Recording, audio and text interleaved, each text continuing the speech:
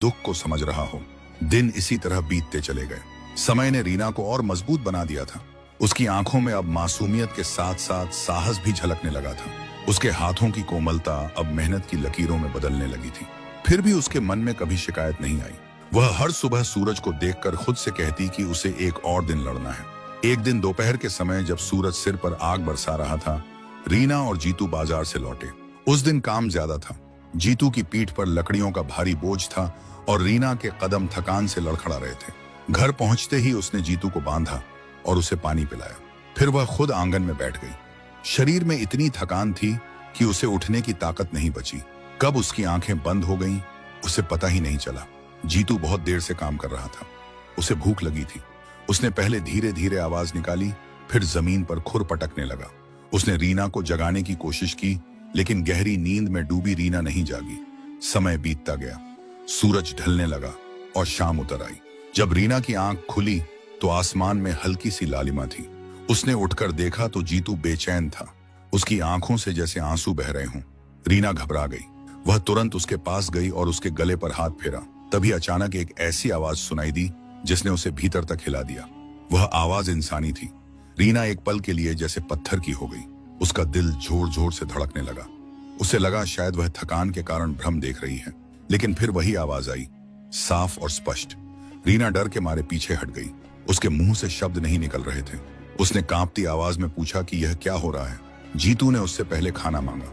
रीना अभी भी डर रही थी, लेकिन उसने साहस जुटाया।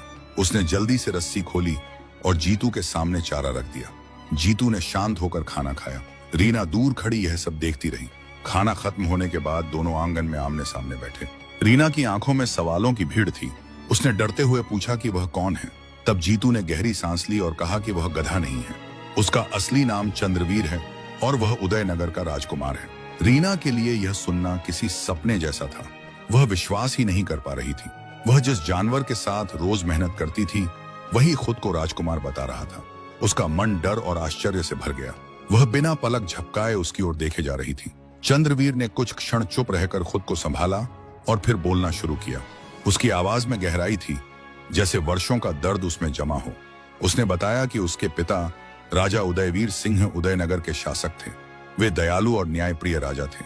उनके राज्य में प्रजा सुखी थी और उन्हें पिता समान मानती थी। राजा सादगी से जीवन जीते थे और कभी अहंकार में नहीं रहे। फिर उसने अपने चाचा राजवीर सिंह के बारे में बताया। बाहर से विनम्र दिखने वाले राजवीर भीतर से ईर्ष्या और लालच से भरे हुए थे। वे हमेशा इस बात से जलते थे कि गद्दी उन्हें नहीं मिली। उनके मन में यह बात कांटे की तरह चुभती रहती थी। जब उनका बेटा बलवीर बड़ा हुआ तो उनकी लालसा और बढ़ गई। वे चाहते थे कि किसी भी तरह उनका बेटा राजा बने। चंद्रवीर ने बताया कि जब उसकी शादी का प्रस्ताव पड़ोसी राज्य से आया तो राजा बहुत प्रसन्न हुए, लेकिन यही बात राजवीर और बलवीर को नागवार गुजरी। उन्होंने एक भयानक योजना बनाई और एक तांत्रिक के पास गए। उस तांत्रिक ने उन्हें एक मंत्रबद्ध माला दी जो इंसान को गधे में बदल सकती थी। अगले दिन मेरे पिता ने मुझसे कहा, बेटा, कुछ सैनिकों को लेकर हमारे पड़ोसी राज्य के राजा के महल में जाओ और उसकी बेटी को देखो।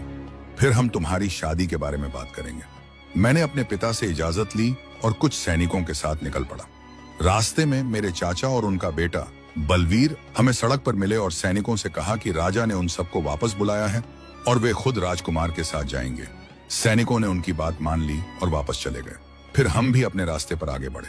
थोड़ी दूर चलने के बाद मेरे चाचा ने कहा, रुको बेटा, मेरी बात सुनो। हम रुक गए और फिर मेरे चाचा ने कहा, बेटा, तुम अपनी होने वाली पत्नी को देखने जा रहे हो, इसीलिए यह माला पहन लो। यह माला पहनने के बाद तुम और भी सुंदर लगोगे। मैं उनकी चाल समझ नहीं पाया। उन्होंने मेरे गले में माला डाल दी और थोड़ी ही देर में मेरा शरीर गधे में बदल गया।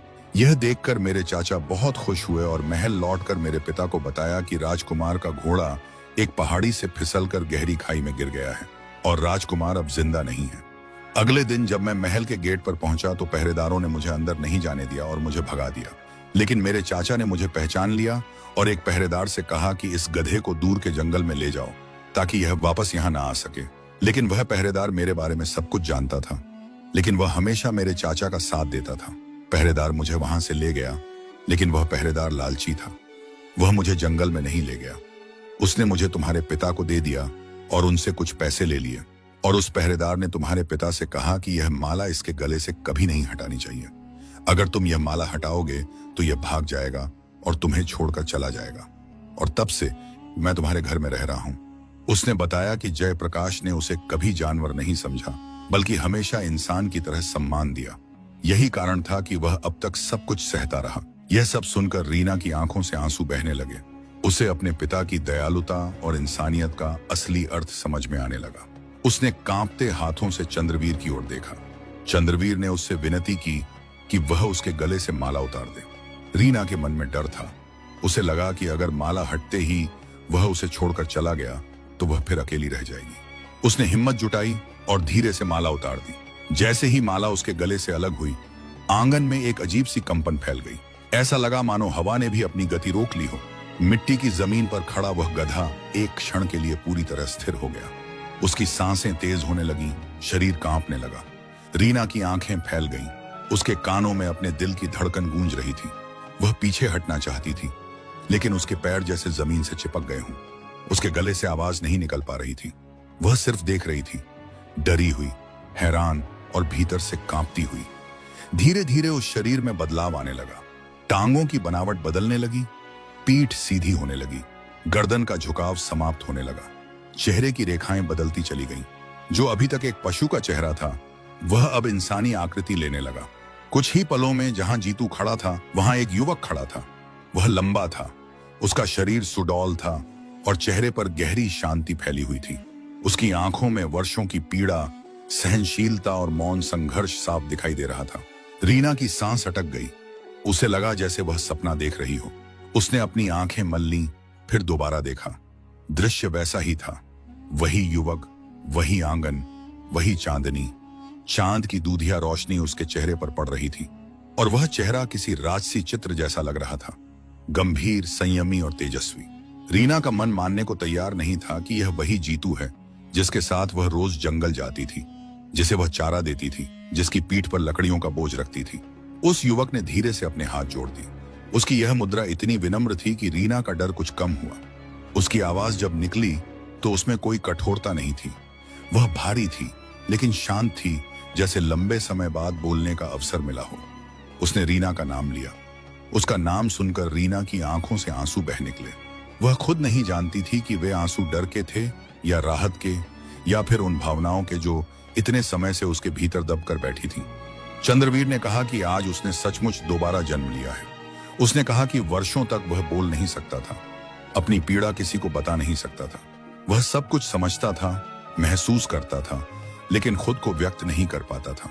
यह कैद केवल शरीर की नहीं थी, आत्मा की भी थी। उसने कहा कि इस कैद में अगर किसी ने उसे इंसान बनाए रखा तो वह जयप्रकाश थे। उन्होंने कभी उसे जानवर नहीं समझा। उन्होंने उससे बात की, उसका हाल पूछा, उसके सिर पर हाथ फेरा। उस स्नेह ने उसे भीतर से टूटने नहीं दिया। रीना ने अपने पिता का नाम सुनते ही सिर झुका लिया। उसके हृदय में एक टीस सी उठी। उसे लगा